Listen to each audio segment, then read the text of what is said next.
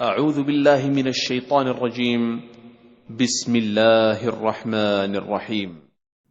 بسم الله الرحمن الرحيم. الحمد لله رب العالمين، وصلى الله وسلم وبارك على عبده ورسوله محمد وعلى آله وصحبه أجمعين وعلى من تبعهم بإحسان إلى يوم الدين. أما بعد، شیخ البانی رحمۃ اللہ علیہ نے تلخیص صفت صلاۃ النبی میں قیام کے جو مسائل ہیں، نماز میں کھڑے ہونے کے مسائل، ان میں پچھلے درس میں مسئلہ آیا تھا جوتے پہن کر نماز پڑھنے کے حوالے سے، اور اس کی تفصیل آئی تھی کہ یہ عمل بالکل درست ہے۔ آگے انہوں نے مسئلہ ذکر کیا ہے کہ جوتا پہننے کے لیے تکلف کرنے کی کوئی حاجت نہیں ہے، یعنی کہتے ہیں کہ اگر کوئی آدمی ننگے پیر ہے تو ننگے پیر ہی نماز پڑھے، جا کر کے اسے جوتا پہننے کی ضرورت نہیں ہے، اور جو جوتا پہنے ہوئے ہے اسے نکالنے کی کوئی ضرورت نہیں، یعنی ظاہر سی بات ہے باہر کی بات ہو رہی ہے، بچھی ہوئی مسجدوں میں نہیں۔ اگر کوئی آدمی جوتا پہنے ہوئے ہے، سفر میں ہے، وہاں پر کوئی بچھی ہوئی چیز نہیں ہے، تو نکالنے کی بھی کوئی حاجت نہیں، تکلف نہ کرے، بلکہ دونوں طرح سے وہ عمل کر سکتا ہے، اس میں کشادگی ہے۔ لیکن بعض علماء نے کہا کہ خاص طور پر تعلیم دینے کے مقصد سے، تاکہ لوگ بھی جان سکیں، جان بوجھ کر کے اگر کوئی جوتا پہنتا ہے، مثلا کوئی عالم دین سفر میں ساتھ میں ہے، یا گھر کا کوئی بڑا ذمہ دار ہے، یا خاندان قبیلے کا ذمہ دار ہے، اگر وہ جان بوجھ کر کے ننگے پیر تھا، جا کر کے جوتا پہن کر کے آئے اور امامت کرائے، تو اس میں کوئی قباحت نہیں ہے، کیونکہ یہاں پر مقصد لوگوں کو تعلیم دینا ہے، تکلف نہیں کر رہا ہے وہ، بلکہ اس کا مقصد لوگوں کو تعلیم دینا ہے، اس میں کوئی حرج کی بات نہیں ہے۔ دوسرا مسئلہ ہے وہ یہ، اگر کوئی آدمی جوتے نکالتا ہے دوران نماز، جیسے رسول نے نکالے تھے، آپ نے حدیث سنی، نبی صلی اللہ علیہ وسلم نے نماز کے دوران اپنا جوتا نکالا تھا، یا پھر کوئی آدمی نماز پڑھنے کے لیے گیا، وہاں پر وہ جوتے نکالتا ہے اپنے، تو اس جوتوں کو کہاں رکھنا چاہیے؟ احادیث میں اس کی تعلیم دی گئی ہے۔ نبی اکرم صلی اللہ علیہ وسلم نے فرمایا، جیسا کہ ابو داؤد کی حدیث ہے، ابو ہریرہ رضی اللہ تعالیٰ عنہ کہتے ہیں، اللہ کے نبی نے فرمایا، تم میں سے کوئی آدمی نماز پڑھے، فلا یضع نعلیہ عن یمینہ، تو اپنے جوتے کو اپنے سیدھی طرف نہیں رکھنا چاہیے، اور آگے کہا ولا عن یسارہ، اور اپنے لیفٹ طرف بھی، بائیں طرف بھی نہیں رکھنا چاہیے۔ کیوں؟ کیونکہ اللہ کے نبی نے کہا فتکون عن یمین غیرہ، سیدھی طرف بھی نہیں رکھنا ہے اور لیفٹ سائڈ بھی نہیں رکھنا ہے۔ کیوں؟ کیونکہ آپ کا لیفٹ ہے وہ، لیکن دوسرے آدمی کا رائٹ ہے وہ۔ اب ہم نماز میں کھڑے ہوتے، میرا جو لیفٹ پیر ہے اس کے ساتھ بازو جو مصلی ہے اس کا سیدھا پیر جڑتا ہے، تو گویا کہ اس کی سیدھی طرف ہو جائے گا۔ تو آپ نے کہا کہ نہ سیدھی طرف رکھے، نہ اپنے بائیں طرف رکھے۔ آپ نے کہا الا، ہاں اگر کوئی آدمی ہے ہی نہیں آپ کے لیفٹ سائڈ، الا اللہ یکون عن یساری احد، تو آپ نے کہا کوئی مسئلہ نہیں، اگر کوئی لیفٹ سائڈ نہیں ہے تو لیفٹ سائڈ رکھ سکتے ہیں، نہیں لیفٹ سائڈ موجود ہے، داہنے بھی نہیں رکھ سکتے، بازو بھی نہیں رکھ سکتے، تو کہاں رکھنا چاہیے؟ نبی اکرم صلی اللہ علیہ وسلم نے فرمایا وَلْيَضَعْهُمَا بَيْنَ رِجْلَيْهِ، اپنے دونوں پیروں کے بیچ میں چپل کو رکھنا چاہیے، جوتے کو رکھنا چاہیے، نہ سیدھے طرف نہ بائیں طرف، دونوں طرف نہیں رکھنا چاہیے، اور اپنے سامنے بھی نہیں رکھنا چاہیے سجدے کی جگہ پر بھی، کیونکہ وہ قبلے کی طرف ہمارا رخ ہوتا ہے، نہ سامنے رکھے نہ دائیں نہ بائیں، الا ہے کہ اکیلے کوئی نماز پڑھ رہا ہے تو وہ اپنے لیفٹ سائڈ رکھ سکتا ہے، جیسا کہ اللہ کے نبی نے اس حدیث میں وضاحت کی۔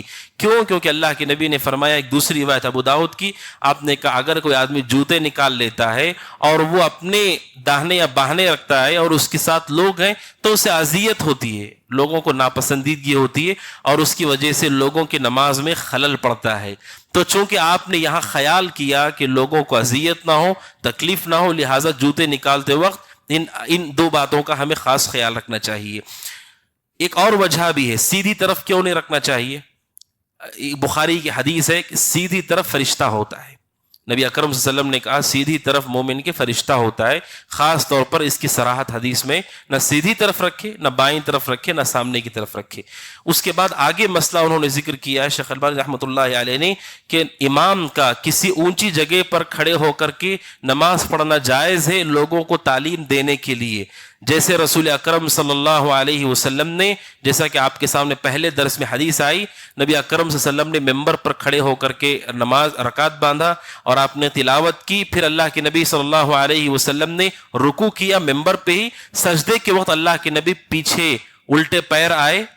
کیوں الٹے پیر آئے؟ کیونکہ اگر گھوم گئے تو قبلہ چھوٹ جائے گا، اسی لیے آپ الٹے پیر نیچے اترے اور آپ نے ممبر کے نیچے جڑ میں آپ نے سجدہ کیا، پھر سجدے کرنے کے بعد پھر سے ممبر پر چڑھ گئے. تو اس سے پتا چلتا ہے کہ اگر کوئی امام ہے تو وہ کسی اونچی جگہ پر نماز پڑھا سکتا ہے، خاص طور پر جب اس کا مقصد لوگوں کو تعلیم دینا ہو.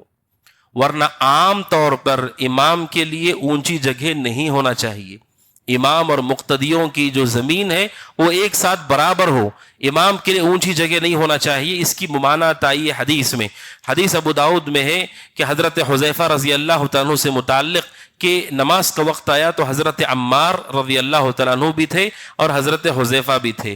تو حضرت عمار رضی اللہ تعالیٰ عنہ نماز پڑھانے کے لیے آگے گئے، تو جہاں انہوں نے نماز پڑھائی وہ اونچی جگہ تھی، وہاں پر وہ کھڑے ہو گئے. کوئی اونچی جگہ تھی اس پر وہ کھڑے ہو گئے.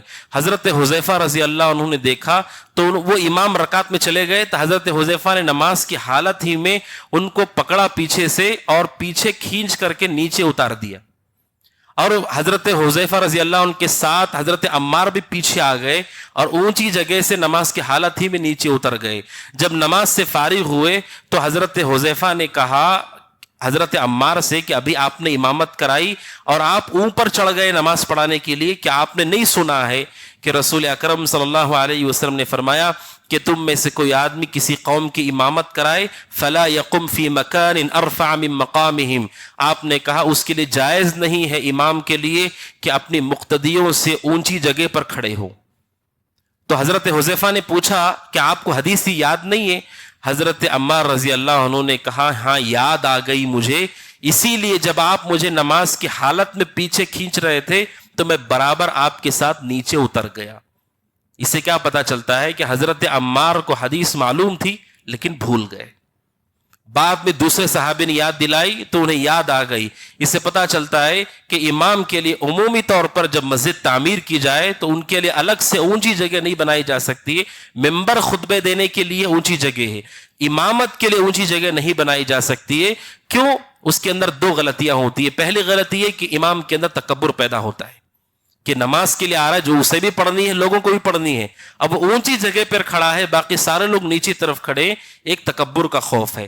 اور دوسرا یہ کہ لوگوں کو اقتدا کرنے میں مشکل ہوتی ہے.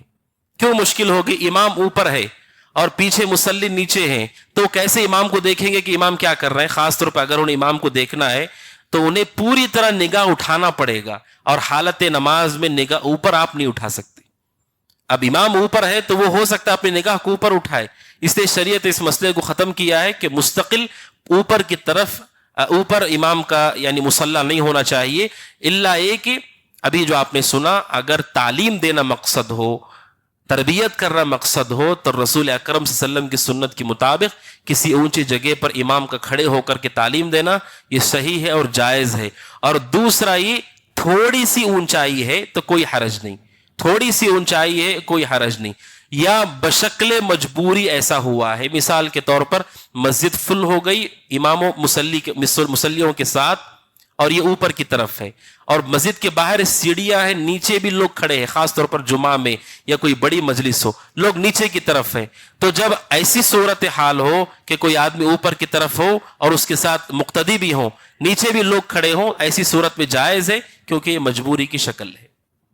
تو خاص طور پر نبی اکرم صلی اللہ علیہ وسلم نے امام کے لیے الگ سے اوپر جگہ پر کھڑے ہو کر امامت کرنے سے منع کیا ہے، اور اس کی وجہ بھی آپ کو معلوم ہوئی. اور اس حدیث سے ایک اہم مسئلہ پتہ چلتا ہے، وہ یہ ہے علم کی آفت یہ ہے کہ انسان بھول جاتا ہے، اس کو سنتے جائیے پیچھے کی ساری چیزیں وہ بھول جاتا ہے. اسی لیے علم کے لیے دو چیزیں ضروری ہوتی ہے، ایک ہے تکرار، بار بار ان چیزوں کو پڑھنا، بار بار ان چیزوں کو سننا، اور دوسرا ہے مذاکرہ، ان باتوں کو بار بار اپنی مجلسوں میں زندہ کرنا تاکہ ایک دوسرے کو یاد دہانی ہو. خود پڑھنا بار بار یا بار بار سننا یا کم از کم ساتھیوں سے گفتگو کرنا یہ ضروری ہے، ورنہ مشہور ہے آفت العلم النسیان، کہ علم کی آفت یہ ہے کہ بھول جاتے ہیں. اسی لیے ہمارے یہاں اہل الحدیث کے یہاں کسی بھی امام کی تقلید جائز نہیں ہے. کیوں؟ کیونکہ ان کے ساتھ جو مجبوریاں ہو سکتی ہیں اس میں سے ایک مجبوری یہ ہے کہ امام ہی کیوں نہ ہو، عالم دین ہی کیوں نہ ہو، اسے علم تو ہے لیکن وہ بھول گیا. اب ہم اس کی اقتدا کریں گے تو ہماری بھی غلطی ہو جائے گی. آپ دیکھیے حضرت عمار رضی اللہ عنہ بھول گئے حدیث، لیکن جب دوسرے صحابے نے یاد دلائی تو یاد آ گیا. لیکن رسول کا مسئلہ ایسا نہیں ہے، آپ نے جو کچھ کیا ہے وہ سنت ہے. اور آپ کے علاوہ دنیا میں کوئی ایسا نہیں جس کی مطلق اقتدا کی جا سکتی ہو. لہٰذا یہ خاص مسئلہ ہے اونچائی پر کھڑے ہونے سے. اور اگر امام نیچے ہو اور لوگ اوپر ہوں، مقتدی اوپر ہوں، تو کیا یہ جائز ہے؟ یہ جائز ہے بشکل مجبوری، ضرورت کی وجہ سے، مصلحت کے تحت. جیسے ابو ہریرہ رضی اللہ تعالیٰ سے متعلق ہے کہ ابو ہریرہ رضی اللہ عنہ نے امام کی اقتدا کی چھت پر کھڑے ہو کر کے، کہ امام نیچے ہے اور ابو ہریرہ رضی اللہ عنہ چھت کے اوپر ہیں. اس سے پتہ چلتا ہے کہ امام اگر نیچے ہو اور اوپر کی طرف مقتدی ہوں یا نیچے کی طرف مقتدی ہوں تو ایسی حالت میں کوئی حرج کی بات نہیں ہے، یہ درست ہے. مستقل اس کے لیے مصلی قائم کرنا، اس سے نبی اکرم صلی اللہ علیہ وسلم نے منع کیا ہے. تو شیخ البانی رحمۃ اللہ علیہ نے ممبر پر نماز کے حوالے سے یہ مسئلہ ذکر کیا ہے. آخری بات ہے وہ یہ کہ کوئی آدمی نماز پڑھ نہیں رہا ہے، نماز پڑھنے کا طریقہ سکھا رہا ہے، تو کیا یہ جائز ہے؟ نیت نہیں، کچھ نہیں، وضو بھی نہیں ہے، صرف لوگوں کو جمع کر کے وہ اشارہ کر رہا رفع الیدین ایسے کرنا، رکعت ایسے باندھنا ہے. کیا یہ جائز ہے؟ یہ عمل جائز ہے، اس میں کوئی حرج کی بات نہیں، کیونکہ اس کا مقصود لوگوں کو تعلیم دینا ہے. کیونکہ رسول اکرم صلی اللہ علیہ وسلم نے جب ممبر پر نماز پڑھی تو آپ نے بعد میں کہا، اے لوگوں، میں نے اس لیے ایسا کیا تاکہ تم میری اقتدا کر سکو اور میری نماز کو سیکھ سکو. اگر ہمارے پاس سیکھنے کا یہ طریقہ ہے، سارے لوگ اتنے زیادہ لوگ ہیں کہ اگر امام ایک کنارے میں ہو کر کے پڑھے گا تو سب کو نظر نہیں آئے گا، تو ایسی جگہ پر کھڑا ہو جاتا ہے مثلا کہ قبلہ ہی نہیں ہے اور اطراف پورے لوگ اسے دیکھ رہے ہیں کیسے نماز پڑھنا ہے، تو کوئی حرج نہیں. نیت بھی وہ نہیں کرتا ہے، وضو بھی وہ نہیں کرتا ہے، صرف سکھا سکتا ہے کہ رکعت ایسے باندھتے ہیں، رکوع ایسے کرتے ہیں، سجدہ ایسے کرتے ہیں. اس میں کوئی حرج کی بات نہیں ہے. اللہ سبحانہ وتعالیٰ سے دعا کہ اللہ سبحانہ وتعالیٰ ان مسائل کو سمجھنے کی توفیق عطا فرمائے. آمین. ھذا صلی اللہ وسلم علی نبینا محمد وعلی آلہ وصحبہ اجمعین. السلام علیکم ورحمۃ اللہ وبرکاتہ.